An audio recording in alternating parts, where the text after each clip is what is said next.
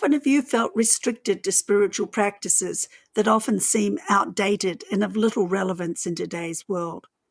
Are you discouraged to express your own creative talents and develop spiritual practices that are uniquely you? The Liturgical Rebels podcast is for people like you who want to reimagine and reconstruct their faith and spiritual practices. It's for those who want to reshape belief and journey closer to God's wholeness with peace, justice, and flourishing, not just for themselves, but for the earth and all its inhabitants.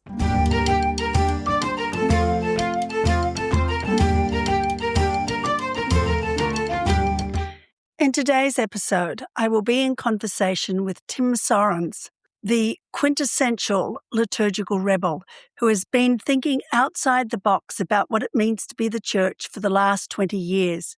His basic premise is that the church is the people who work to transform other people's lives and their neighbourhoods, helping those at the margins to create multicultural communities where they find acceptance and are able to flourish. His approach is a radical one that has transformed and renewed many. Tim is the co-founding executive director of the Parish Collective, a network of churches around the United States focused on neighborhood flourishing. He recently wrote Everywhere You Look, Discovering the Church Right Where You Are.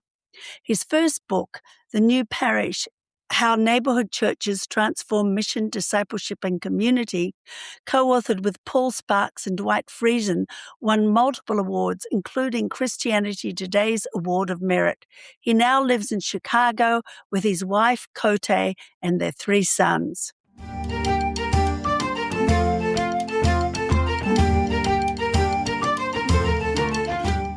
Tim, welcome to Liturgical Rebels. It is such a delight to finally get a chance to chat with you here.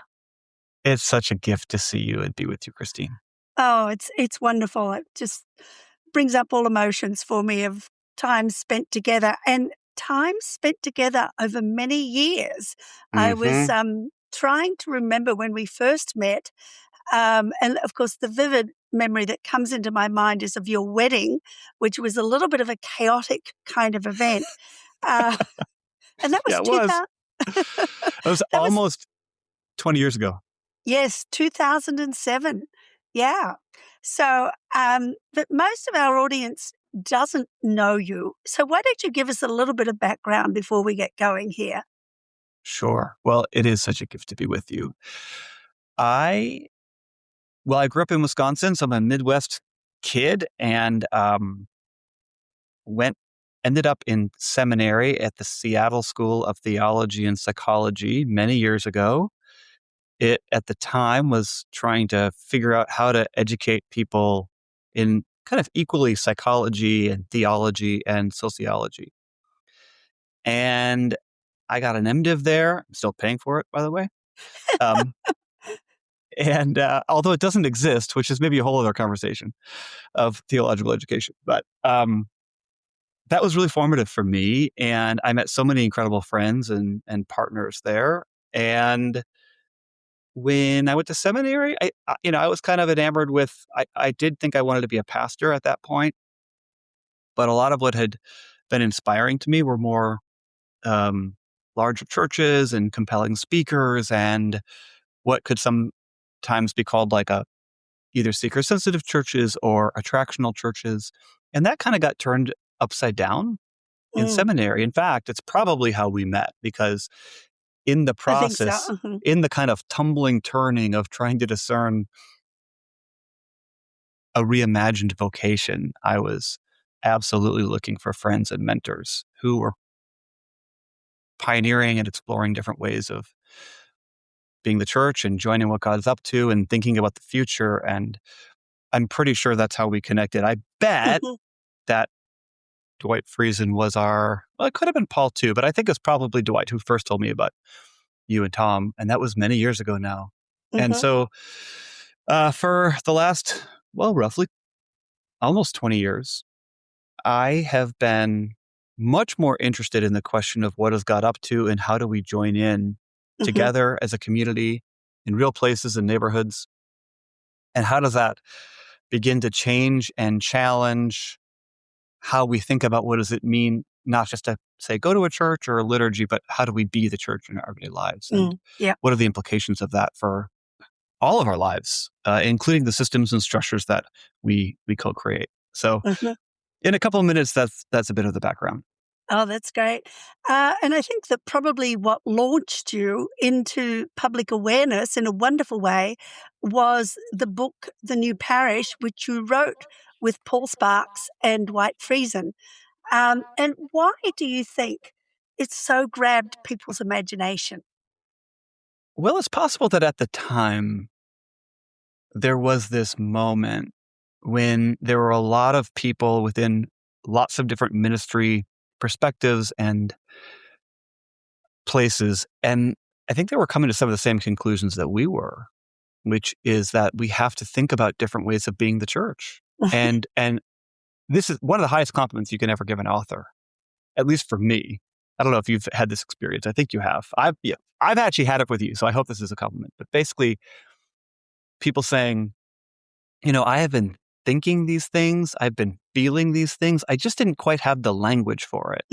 So what your book did is it gave me some handholds to things that was already happening within me, and then it pointed me in some directions. So I think it's possible that the New Parish did that, especially as it relates to not just ways of being the church, but the importance. And I think we were, early for talking about what years later we might say is like seeing neighborhoods as closer to like the unit of change, or how neighborhoods represent a kind of ecology where lots of life, if not all of life, can be lived, and how that's a really healthy, in some ways, dare for us to practice our faith, as opposed to when that book was published, and this is certainly true now too, a kind of like folks who are hunting for a kind of method or a model to follow. At our best, I think the New Parish gave people a way to see. And for those that were longing to try and see in new ways, I think it was a real gift.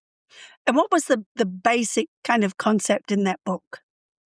The basic concept of the book is that we need to recover a new imagination for that ancient word parish, and literally place our common life, what we do, or mission, how we're formed, and who we relate with, our relationships and community, ideally within the context of a parish, and for us, or neighborhood. But even that word parish is still, to me, interesting. There's not quite another word like it, because the truth is, even in this conversation, I'm kind of using the word parish and neighborhood synonymously. And in a lot of urban contexts, I think that's pretty fair.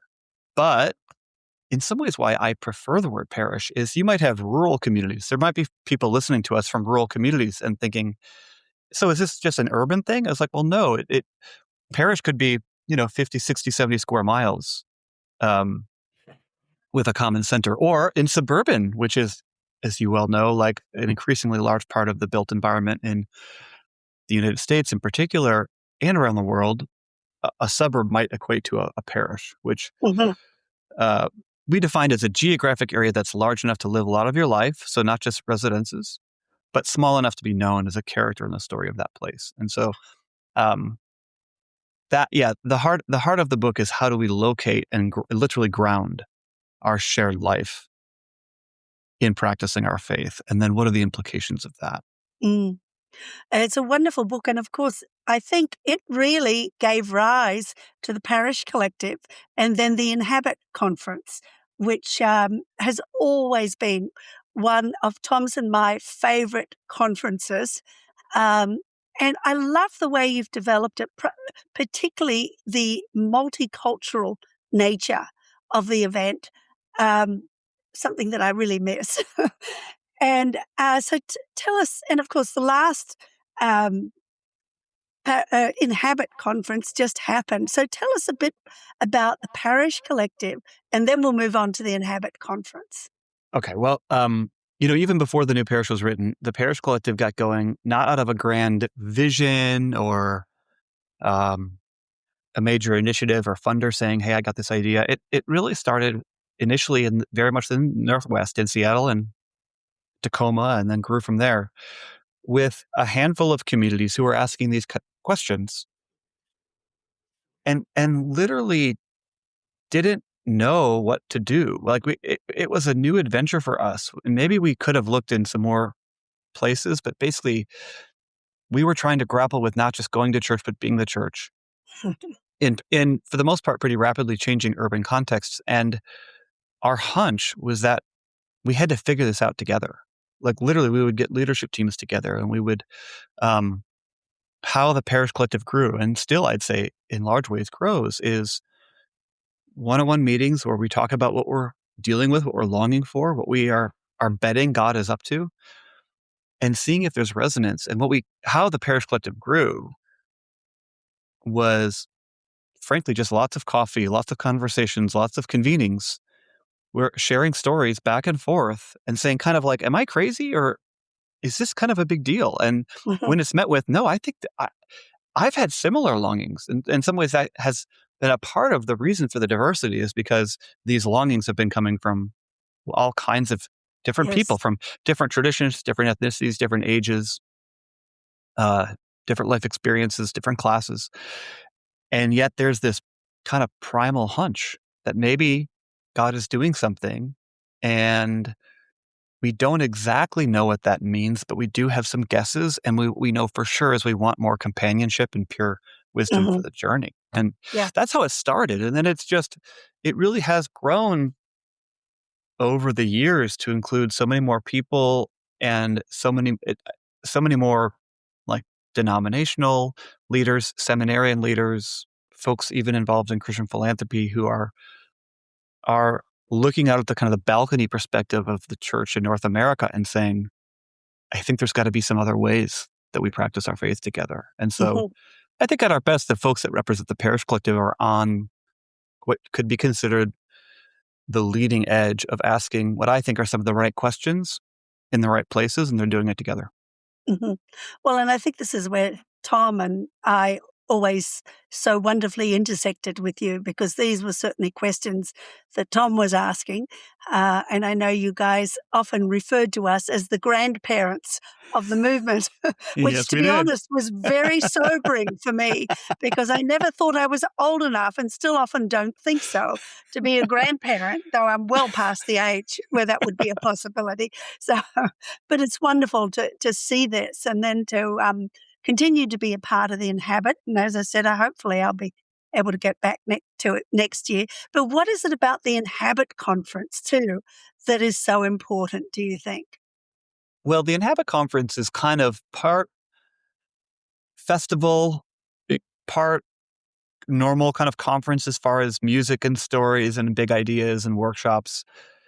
And it's also a bit of like a family reunion that is always trying to welcome more people into the family. So at its heart, it's trying to amplify our broader mission of the Parish Collective, which is to connect people to be the church in the neighborhood. And honestly, even underneath that, something that we're grappling with right now is a very live conversation, is that we really believe that God is reimagining, renewing, reorganizing the church around the neighborhood.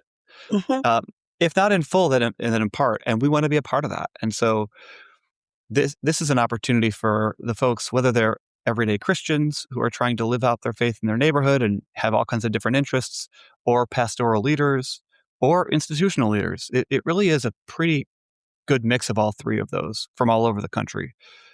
And like I said, a lot of the questions not just are the across same. the country. It reaches further than the country, I think, doesn't it? I know you always get people from Canada, and we've had friends from New Zealand that have come, and Australia and Britain, and That's exactly true. And I've actually, we have had in the past, right now, mostly just because of capacity, but yeah, we've done events in the UK and in Australia and Canada. And so, and would, dream of doing convenings and gatherings in other places as well.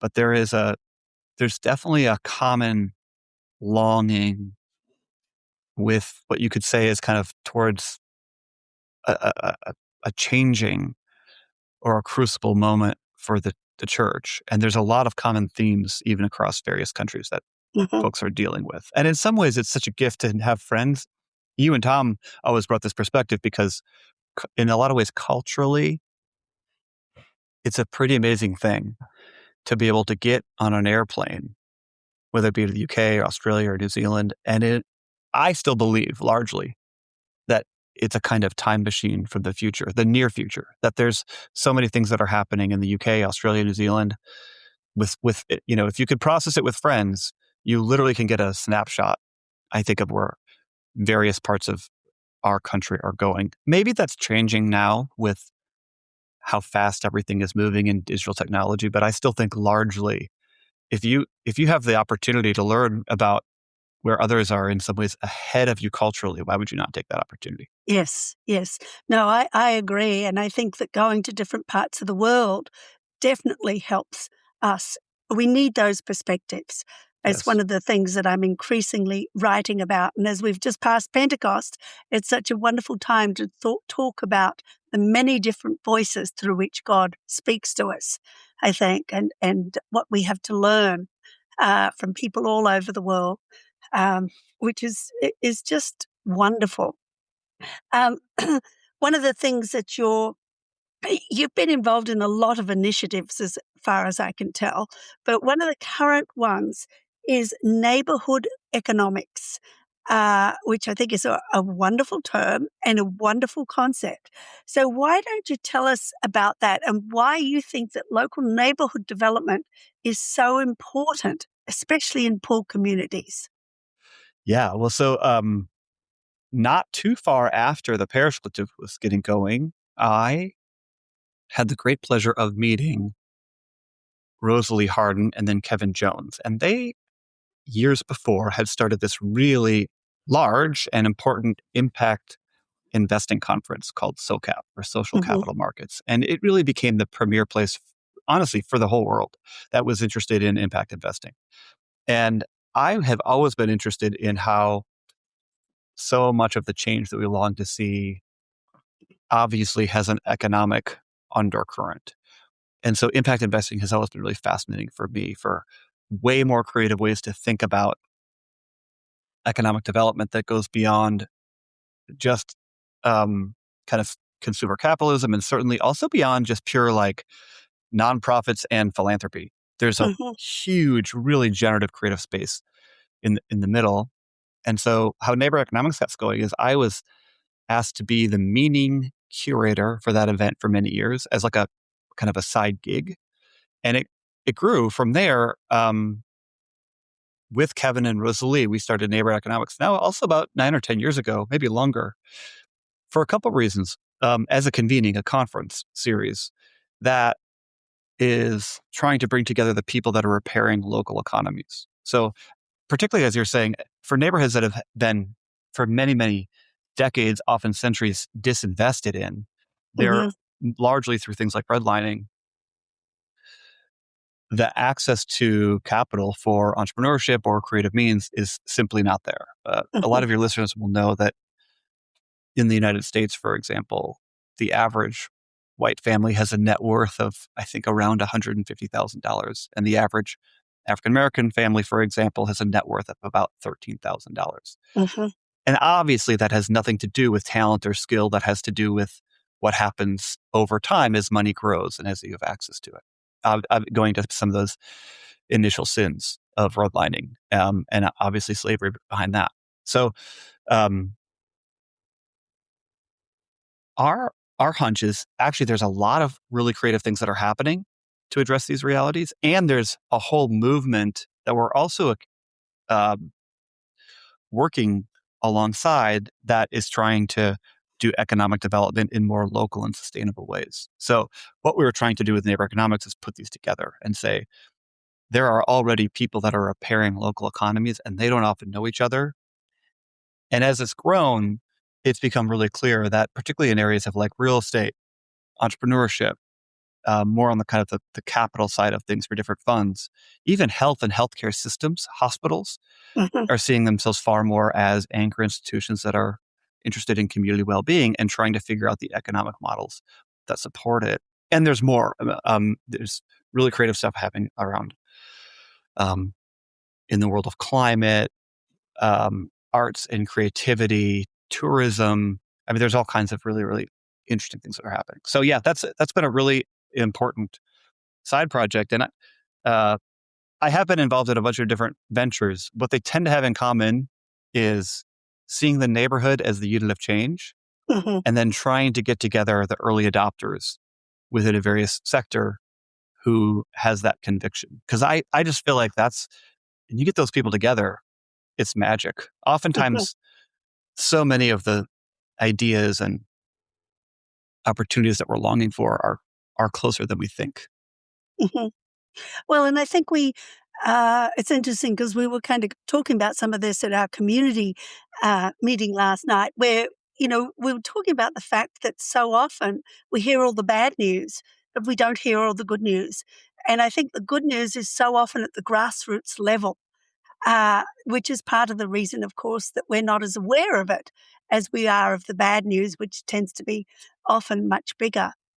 But also, when I used to teach a course on incarnation and the urban poor for Fuller, and it was my first real time of understanding how discriminatory so many of the practices here were, from how difficult it was for African Americans to get loans and how they would often be charged a lot more interest, how, you know, big corporations would incorporate their facilities so that they didn't have to pay taxes into the local economy.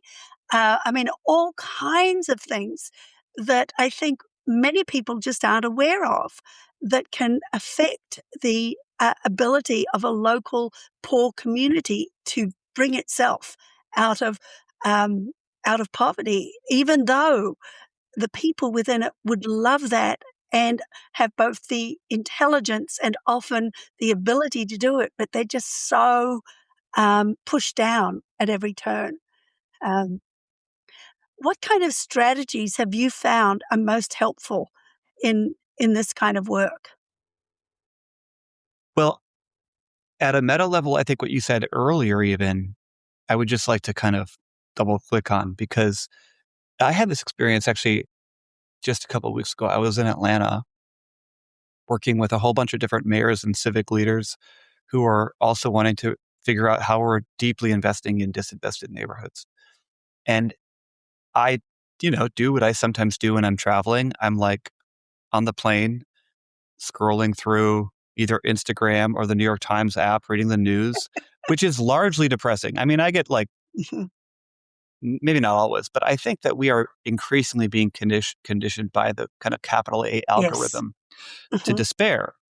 And then I get to the event, which is actually, it was held at the Federal Reserve Bank in Atlanta, and there are all these really interesting people. But the stories that were told were from exactly what you said, from the grassroots, all these incredible things that were happening. And this happens to me a lot, but like the dissonance is very real. Mhm.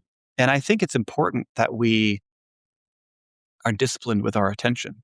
Mhm. Simone Weil has that wonderful line that attention is the rarest and truest form of generosity. Mm. Mhm. And I think all of us, everyone listening now, I mean, thank you for the gift of your attention in this moment. And I think we need to be all much more vigilant about where we pay attention Mhm. because it it affects everything. But then more practically, um, as to pathways and strategies, I think that you could break that down into a whole bunch of different categories. One of the most crucial is at the level of seeing a broader this might be a bit geeky, but seeing a broader spectrum of capital. So a lot of times, if there's someone who wants to do something that's, say, a nonprofit, we think, well, let's fund it with a grant. And sometimes that is the best way. But a lot of times there are creative ways for people that are doing earned income or starting small businesses or new startups. And a loan actually changes the dynamic, the power dynamic a lot of times Mm. from the person with the money who kind of quote unquote make it happen to a partnership. And that's where I think that's now that doesn't mean that when you're looking at things like the racial wealth gap, things are equal. That's part of why there needs to be so much more investment and attention into ordinary entrepreneurs and heroes. And they don't have to be starting the next $1 million, $1 billion company. It might be a car wash. It might be a laundromat. It might be anything, literally. But just at a structural level, it just needs to be named and over again that most people that have entrepreneurial energy to start new things go to their friends and family and looking for debt capital or even equity. And if those friends are not there, or if they don't have capital, which structurally they don't, then I just feel like we have to figure out different ways of opening up access to capital. So that's happening across the board in a whole bunch of different ways. Through creative philanthropy, through zero interest loans, through things like WeFinder, through various funds. I think this is something that churches could be involved in really, really creative ways. Sometimes a grant or a gift makes the most sense. Sometimes a revolving loan fund is the way better path, where it's like, you've got this idea, we want to partner with it. Maybe there's zero interest loan, but we're hoping to get our money back after whatever it is, 3, 4, 5 years. Again, And of I'm course, interested that's in a the model. dynamic there. Yeah. Well, and that's a model that's been used in third world countries Yes. for years. I was involved in a project 20 years ago, I think, with Vinay Samuel, working on a document about microloans and things like that, which were becoming the thing of the future then. But of course, they haven't taken, for many reasons, they haven't really been established in poor communities as well in wealthy nations, I think, which is interesting. It's super interesting. Yeah. I think there's a lot of opportunity there. Then I also think that just like, there's a whole world to explore here, but I'd recommend someone like Michael Schumann, who's a friend and has been writing forever on like local investments. There's also all kinds of, it's an interesting question to say, like, where does your money sleep at night? There's all kinds of ways. That's a great question. Is Where that a does good your question? money sleep at night? Yeah. And so there's all kinds of new funds and opportunities to put savings or investment capital or 401ks, partial ownership of real estate. I'm particularly interested right now in how neighbors and residents can be cooperatively owning both residential and commercial real estate. That's a really, really interesting new movement that I'm seeing. There's an organization called Neighbourhoods Trust, which is doing great stuff there. That's based in Kansas City. There's all kinds of things to explore in that world. There's also, I think, a growing recognition of, like I said, anchors and healthcare systems, even who, particularly like children's hospitals, who are saying, "We're here, we want to be a part of the broader flourishing," and they're changing their own imagination from we just provide a service to no, we're in the business of trying to invest in health. Well, So of course. Yeah, it's so encouraging because, when I did some research like 20, 30 years ago, hospitals were a net drain on the community in which they were established because the people didn't live in the community, they didn't eat in the community, they didn't do anything in the community. So they were a net drain on that local community. Those things are changing. And some, and I guess maybe this goes without saying, but when you ask these fundamental questions of, if folks are in kind of a religious tradition like Christianity, there are some animating questions like, what might God be up to, or what does shalom look like in this neighborhood? Different various religious traditions have different ways of talking about this. And if people are not of a particular religious tradition, you could just say, what is the common good? What does flourishing look like here? I think a second question for that is, what are the sectors that need to be transformed at some level for that to happen? So I'm seeing really interesting things from a national perspective around civic engagement, the built environment, economic development, education. There are all of these movements, many of which are saying, not always by talking together, we have to get back to a more local and relational way of life. Hence, we're increasingly seeing the neighborhood as a unit of change. Wonderful, wonderful. It's interesting. Somebody I was talking to recently said, we only, how did he put it? we only pay attention to the things we love. Mm-hmm. And, you know, people have not loved poor communities. They have not loved, of course, often even their own communities. And I think that it's such a great line to me, we need to, I'm not sure, I mean, sometimes paying attention comes first, sometimes learning to love comes first. But to me, that is just such an important thing. What do we love? Yes. And what do we pay attention to? Or what do we pay attention to? And therefore, what do we love? That reminds me of the great poet and agrarian writer Wendell Berry has this essay, which I commend to everyone reading. Well, which actually, is titled, it's the person that said that to me was a real fan of Wendell Berry. I'm not surprised. He has an essay which, I mean, if I have a broader kind of theory of change, this would probably be it. And that is, the essay is called "It All Turns on Affection." Mm-hmm. And what he's talking about primarily in that essay is we're not going to care for the earth if we don't love it. If we don't love it, yes. But I think that's true for just about everything, just as you said. Like we pay attention to what we love, and we love what we pay attention to. Mm-hmm. And it's very Augustinian, actually. Well, very Jesus, I think, too. I think it's very Jesus, far before Augustine. Yeah. Yes. Yeah. Now, I meant to, you see the fact that the emerging generation is opting out of church as an extraordinary opportunity. And you talk about that in your latest book, Everywhere You Look, Discovering the Church Right Where You Are. That was a very encouraging statement to me. Do you want to tell us, firstly, about why you think it's an opportunity, and secondly, about your book? I know it's been out for a while, but I'd still like to ask you about it. Well, that's awfully kind. Well, interestingly, I am with some colleagues doing some work on this right now that's actually quite fresh. Some of the folks listening to us right now might have heard of this term called the religious duns. So these are folks whose faith still matters to them at various levels, but it matters. But they're done with the church. And for all kinds of reasons. For some there's real trauma and pain. And based on the research that we're looking at right now, the slight majority, actually, it's just life just takes over in different ways. It wasn't like, this big rejection. It's just, I got other stuff going on, and maybe I can't quite figure out what the purpose of the church even is. And so I wrote Everywhere You Look in large part because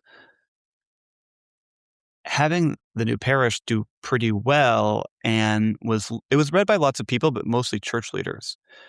And then started working with lots more church leaders and found out something that perhaps you've known for a long time, but it took me a while to figure out. And that is, I think it was Alan Roxburgh who actually kind of coined this idea that to the extent that clergy, church leaders are leading congregational change is the extent to which it will not happen. Yes.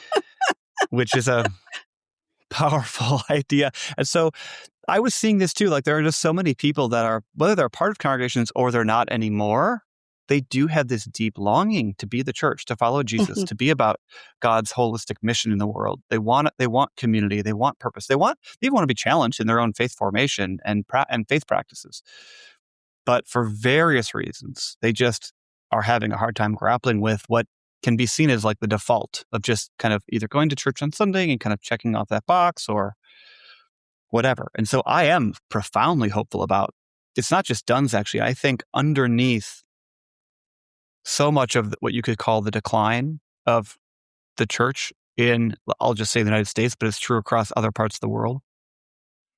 My personal conviction is that, and this is the heart of the book, is that if we don't recover in clear language the purpose of the church, that, again, we live in an attention economy, then what we haven't deserved the attention of everyday people. So, and it's complicated because if anybody experiences decline, loss of people, money, relevance, it's totally understandable. It's maybe even obvious to begin to feel like you need to protect or save or conserve or double down on the things that maybe used to work a long time ago to try and recover a sense of stability. I think that makes perfect emotional sense, but Mhm. sadly and even tragically, it doesn't make theological sense for the church, because the church exists for the benefit of its non-members, as Mhm. was quoted so long ago. The purpose of the church is not actually the growth of the church. The purpose of the church is God's shalom. Yes. And so if that isn't clear, then it can start to feel like, what are we even doing all this for? Like, what, all these things, all this money, all these buildings, what's it all for? Yes. And so I wrote Everywhere You Look to say, well, what about this? What if it borrows actually from a TED Talk and then book by Simon Sinek, who did those. Some folks have maybe seen this. He basically said that great organizations and great movements get really clear about their purpose, so their why, and that's at the center. And then you figure out how you pursue that why or that purpose, and then you pursue what you actually do.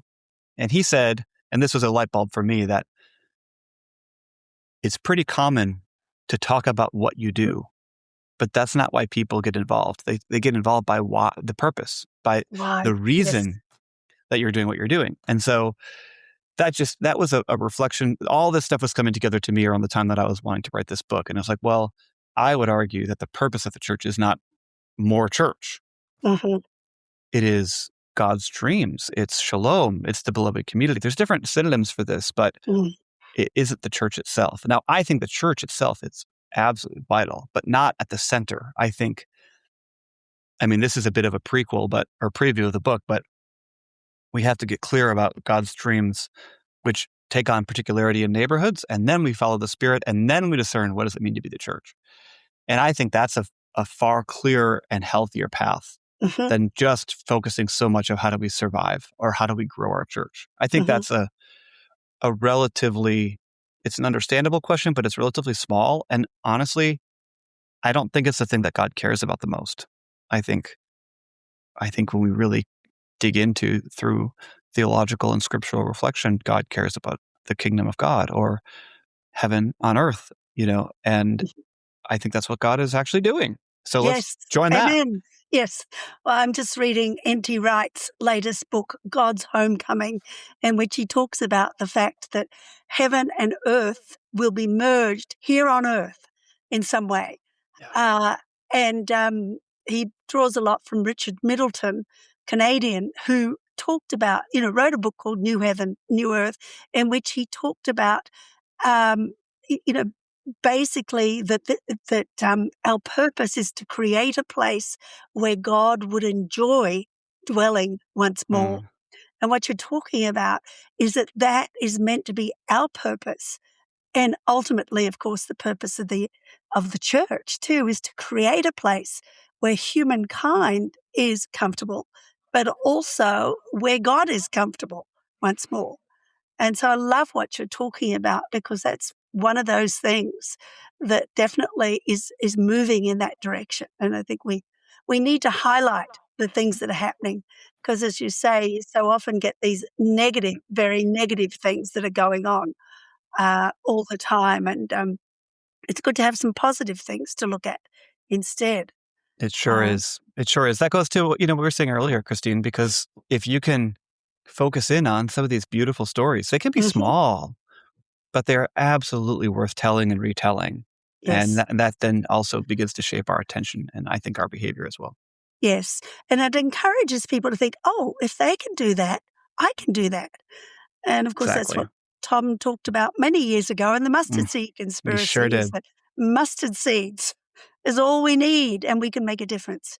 Um, it's interesting what you're saying in terms of the model of the church from the top and the challenges of that. I think that's part of the reason that we became very attracted to the Mennonite and Quaker models, which are not a top-heavy kind of a model. It's based on a consensus kind of viewpoint, and we find it hard because, not me personally, but generically, because, of course, it moves more slowly, you know. Hmm. But I think Hmm. in the long run, it's more effective, of course, and kind of bringing in people from different places. is part of what we need to do. So that's where I think the kind of gatherings you do, which are storytelling kind of gatherings, are so important. Because it's not just in habit that you do other gatherings too, don't you? Yeah. Over the years, we've done all kinds of gatherings, but what we're, actively working on and discerning right now is far more, you could call them like citywide or regional gatherings that are trying to Mhm. bring together all these incredible cast of characters that we know who are living into these beautiful stories. And they are writing songs from the ground, and they're writing really beautiful liturgies like you have been doing. And they've got stories to tell, and they've got wisdom to share. And I would say increasingly, this is both regionally and nationally, there are institutional leaders, they tend to be on the edge of their organization, who want to see this grow, that they see this Yes. as the renewal of their, for example, denomination or maybe seminary or um, various other ministries. So I'm actually really, encouraged when you get on the ground and walk around and ask the right questions, which is, it's always incredible to just ask people what has got up to here if they will be vulnerable enough to tell you. I've done that hundreds and hundreds and hundreds of times in so many neighborhoods, and I've never, never, never not been impressed. That's Mm, a very different question than essentially like, how big is your church and how are you getting people through yes. the door? But that does matter. I think that matters. I think gathering matters, but I think that's not nearly as big of a story. No, I would agree wholeheartedly. This is very inspiring, Tim. I just Thank I you. could talk to you for hours. It's been a long time, so I could definitely talk to you for hours. But just to finish off with, what else would you like to share with our audience? I would say by all means, if folks want to connect with the Parish Collective, by all, do is parishcollective.org, or if folks can get a hold of me, however, via socials and stuff like that. But And most importantly, we'll put that in the show notes too. okay, So great. yeah. I think the most important thing would be, um, based on this conversation, I guess I would encourage people to pay attention to how they're paying attention. Mm, And if they're inspired by some friends or neighbors, or, most of the people that are listening to this have been, I think, inspired by you and Tom at various stages in their journey. Let them know. In fact, this is a bit of a, I would like to send it back to you. If you've been inspired by Tom and Christine's ministry for all these years, let them know, or let, let people know that these small things, they do matter. These mustard seeds, they do matter, and they grow. They don't mm, always remain small mustard seeds. They can be really, really large. And I think our paying attention to it, and then sharing how we're paying attention, it matters more than ever when, we're all just deluged with headlines that make it feel like the world is on fire every day. mm, yeah. Wonderful. Well, thank you so much, Tim. This has been a very inspiring chat, and I hope that some of our listeners will consider coming to Inhabit and some of the other things that you're involved with as well. That'd be great. It's always good to be with you, Christine.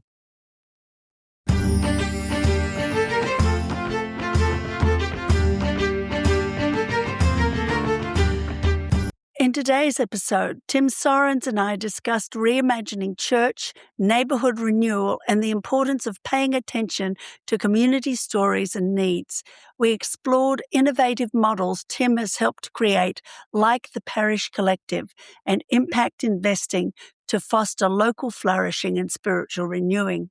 In the next episode, I will be in conversation with Danae Ashley, Episcopal priest and Alderian psychotherapist, about her book, The Sap is Rising, in which she interweaves her experience with Hildegard of Bingen and her expertise in Alderian psychotherapy. I am Christine Sine, author, rebellious liturgist, keen gardener, and retired physician. I've been exploring out-of-the-box creative approaches to faith and spiritual practices for the last 30 years, and particularly explore this in my books, the most recent being Celtic Advent, Following an Unfamiliar Path and The Gift of Wonder. I write regularly on Substack and conduct workshops and retreats about creative spiritual practices, Celtic Christianity, and the spirituality of nature. If you enjoyed this episode, don't forget to hit like and subscribe to the podcast. Please also share it with your friends or join me on Substack, Instagram, or Facebook.